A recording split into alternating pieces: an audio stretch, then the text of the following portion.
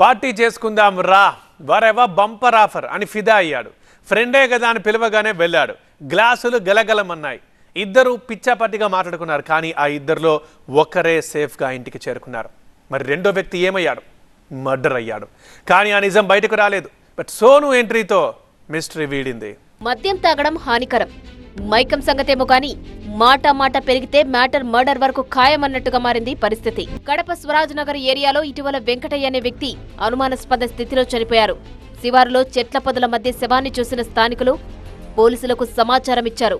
Spot కు చేరుకున్న పోలీసులు సీన్ ఆఫ్ అఫెన్స్ ను బట్టి హత్యనని ప్రాథమిక నిర్ధారణకు వచ్చారు. కానీ కేసును ఛేదించి ఎలాంటి ఆనవాళ్లు లేవు. చిన్న క్లూ కూడా లేకపోవడంతో ఈ కేసు కాకిలకు సవాలుగా మారింది. ఎట్టకేలకు మిస్టరీ ఛేదించారు. నిందితుడికి ఇలా ముసుగుపడింది. క్రెడిట్ గోస్ టు సోను అని అభినందించారు పోలీస్ అధికారులు. ఈయన ఏం చేశాడంటే ఆనవాళ్ళని చరిపేసే క్రమంలో ఈయన గుడ్డల్ని వీటన్నిటిని కూడా ఈయన తగలబెట్టేసినాడు. ఏ ఆనవాళ్ళు దొరకకూడదు, ఏ క్లూ దొరకకూడదు పోలీసు వాళ్ళకని. బట్ ఈ డాగ్ సోను ఇమ్మీడియట్గా ఆ సీన్ ఆఫ్ అఫెన్స్ విజిట్ చేసింది. ఆ సెంట్ స్మెల్ ఆధారంగా ముద్దాయిని కూడా దర్యాప్తు అధికారి గుర్తించడంలో సహకరించింది. అది సంగతి. డాగ్ సోను వల్ల మర్డర్ కేసులో మిస్టరీ విడింది. నిందితుడు అరుణ్ ను అరెస్టు చేశారు పోలీసులు. హత్యకు గురైన వెంకటయ్య, నిందితుడు అరుణ్ క్లోజ్ ఫ్రెండ్స్. ఓసారి వెంకటయ్య డబ్బు అడిగితే తన బైకును తాకట్టు పెట్టి డబ్బు ఇచ్చాడు అరుణ్. ఎంతకి డబ్బు తిరిగి ఇవ్వకపోవడంతో స్నేహితుడిపై కక్ష కట్టాడు. మనీ ఇవ్వడం లేదని కోపంతో రగిలిపోయిన అరుణ్ మందు పార్టీ స్కెచ్ చేశాడు. మందేద్దాం రా అని పిలిచి అంతకుముందే తన ప్లాన్ కు అవసరమైన సెటప్ చేసుకున్నాడు. మద్యం మైకంలో ఉన్న వెంకటయ్యపై దాడి చేసి హత్య చేశాడు. ఆనవాళ్లు చెరిపేశాడు. తనను ఎవరూ గుర్తించలేరనుకున్నాడు.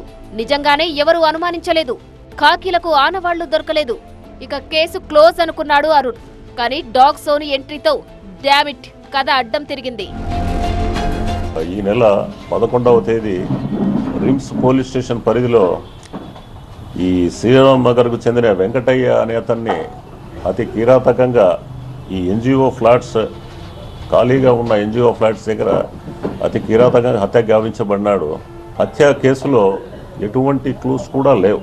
ఎవరు చంపినారు, ఎందుకు చంపినారు, ఏ కారణం చేత ఈ సంఘటన జరిగింది అనే దాని మీద కూడా ఎటువంటి క్లూస్ కూడా లేవు. ఎటువంటి లీడ్స్ లేవు ఈ కేసులో.